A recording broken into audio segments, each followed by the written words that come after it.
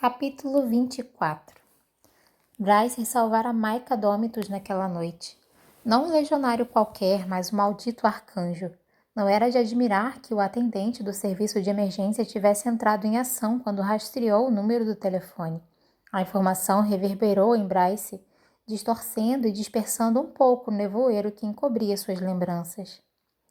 Salvei o governador naquele beco.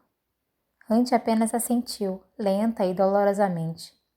Por que o segredo? A voz dela era incisiva. Hunt esperou até que um grupo de turistas tivesse passado antes de responder. Pelo bem do arcanjo. Se viesse a público que o governador fora completamente subjugado, pegaria muito mal. Em especial quando ele foi salvo por uma mestiça? Ninguém em nosso grupo jamais usou esse termo. Sabe disso, certo? Mas, sim.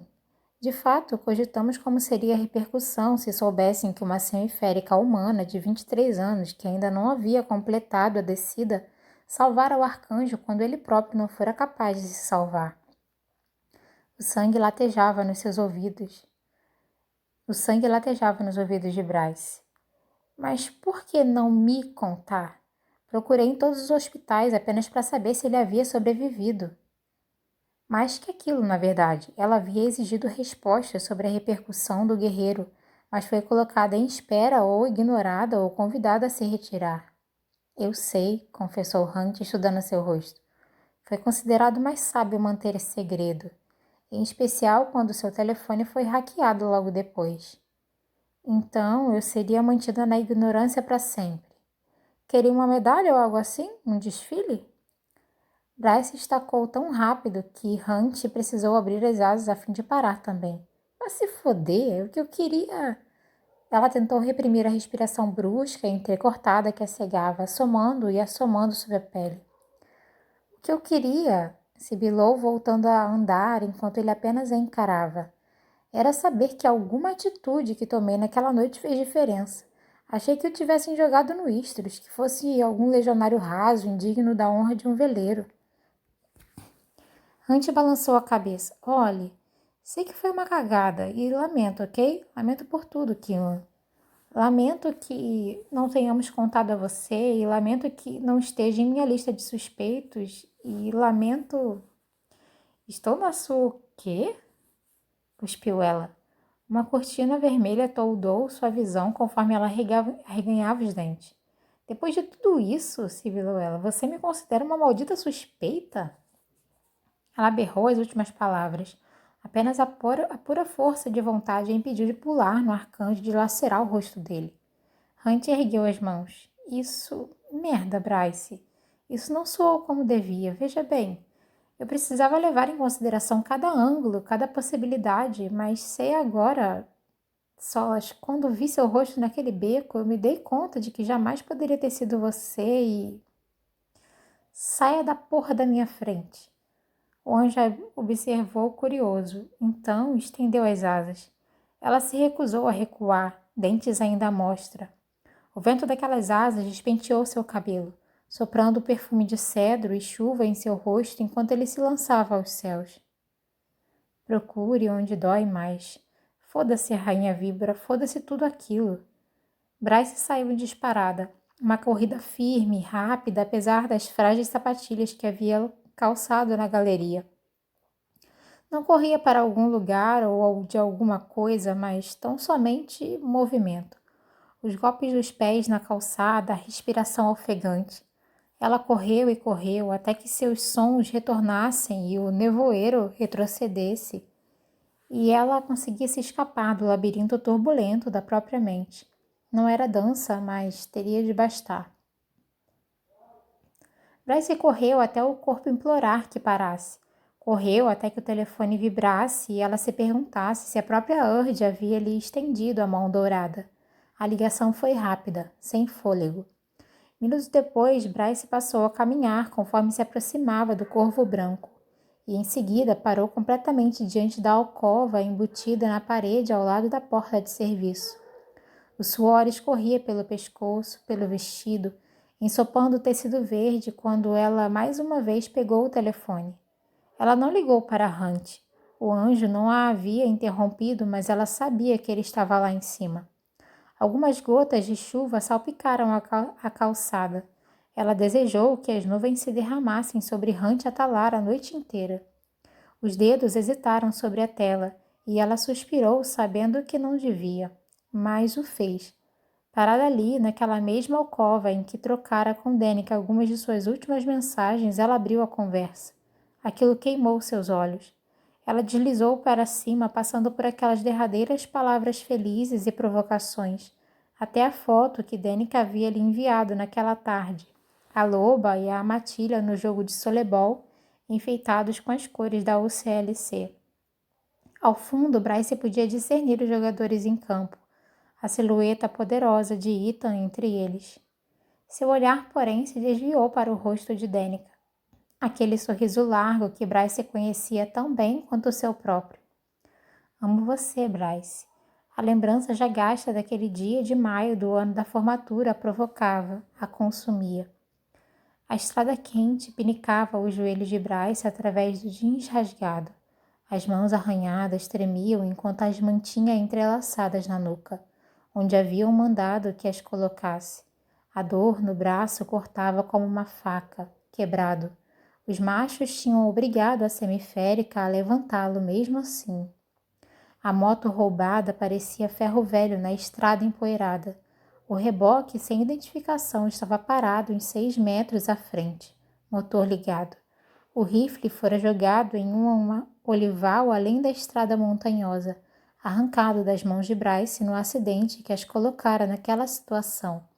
O acidente em que Danica a protegera, envolvendo o corpo de Bryce com o seu. Danica havia sofrido impacto no asfalto pelas duas. A uns 3 metros, mãos também na nuca, Danica sangrava em tantos lugares que as roupas pareciam ensopadas. Como chegaram àquilo? Como as coisas tinham dado tão errado? Onde estão as malditas balas? Guinchou o macho do reboque para seus comparsas. A arma descarregada, aquela arma milagrosa e inesperadamente descarregada nas mãos.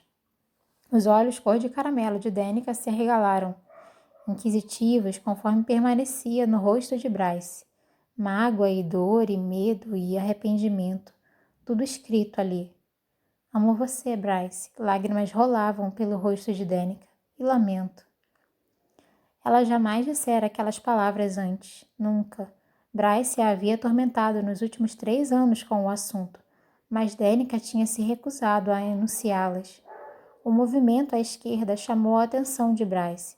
Balas foram encontradas na cabine do caminhão, mas seu olhar continuava fixo em Danica, naquele rosto lindo, selvagem. Ela se libertou, como uma chave girando em uma maçaneta, os primeiros raios de sol no horizonte, e Bryce sussurrou, conforme aquelas balas se aproximavam da arma à espera e do monstruoso macho que a empunhava. Feche os olhos, Danica. Bryce piscou, a vívida lembrança substituída pela foto ainda brilhando em sua tela, de Danica e da Matilha dos Demônios anos mais tarde, tão felizes e jovens e vivos, a poucas horas do fim. Os céus se abriram e as asas farfalharam acima, lembrando a ela da presença vigilante de Hunt. Mas Bryce não se deu ao trabalho de olhar enquanto entrava na boate.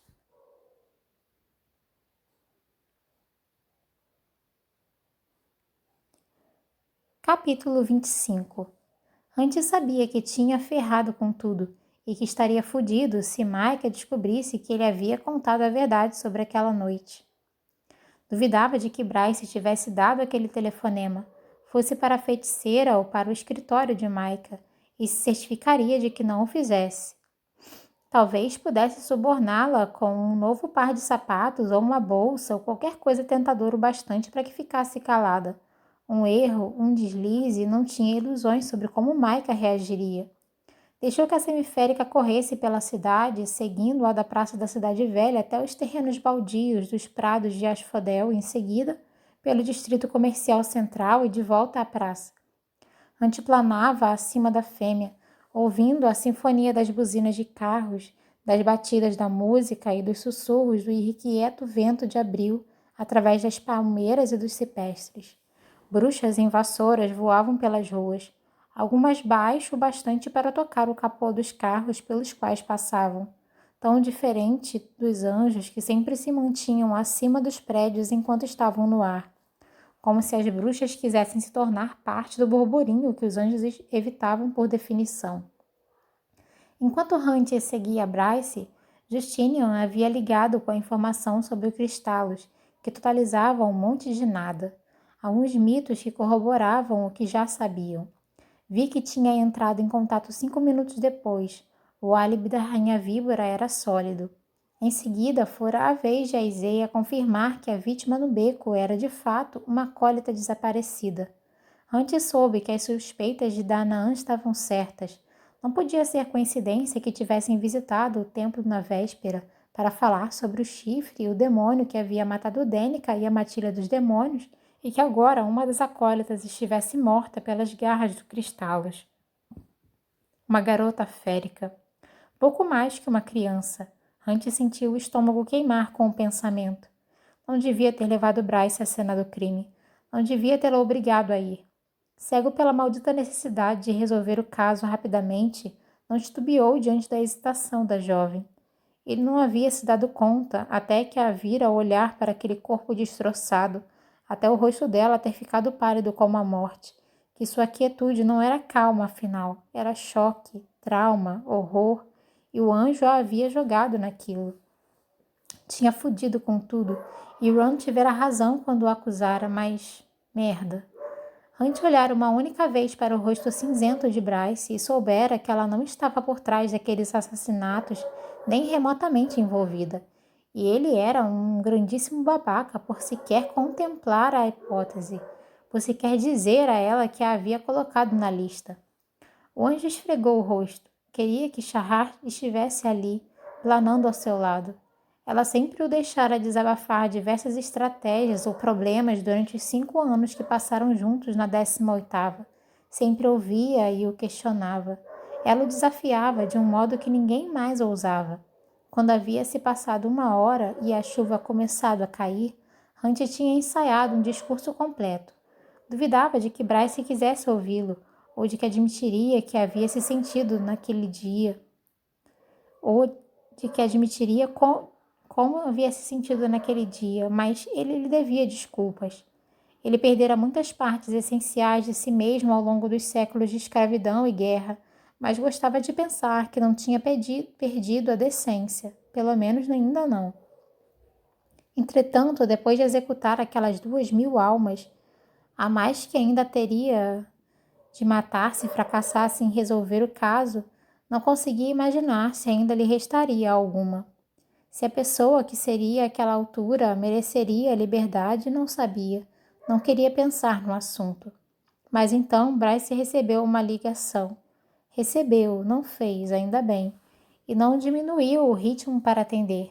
Muito alto para ouvir, só lhe restava observar enquanto ela mudava de direção novamente e embicava, percebeu 10 minutos depois, para a Rua do Arqueiro.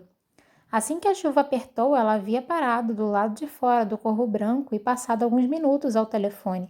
Mas, apesar da visão aguçada, Hunt não foi capaz de discernir o que ela estava fazendo no aparelho.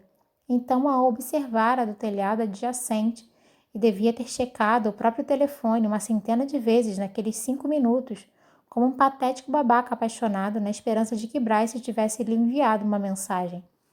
E no exato momento que a chuva se transformou em um aguaceiro, ela guardou o telefone, passou pelos seguranças com um aceno e desapareceu no interior do Corvo Branco, sem nem mesmo um olhar para cima. Hunt aterrissou, dispersando Vanir e humanos pela calçada. O segurança, meio lobo, meio daimonaque, teve a audácia de erguer uma das mãos. A fila é à direita, trovejou o macho à sua esquerda. Estou com Bryce, informou Hunt. Caguei, a fila é à direita, disse o outro segurança. Apesar de ainda ser cedo, a fila já chegava ao fim do quarteirão. Estou aqui para um assunto oficial da Legião, avisou Hunt, procurando o distintivo onde quer que o tivesse colocado. A porta se entreabriu e uma deslumbrante garçonete férica espiou. Riso disse para deixá-lo entrar, Crucius. O segurança que havia falado primeiro apenas sustentou o olhar do anjo.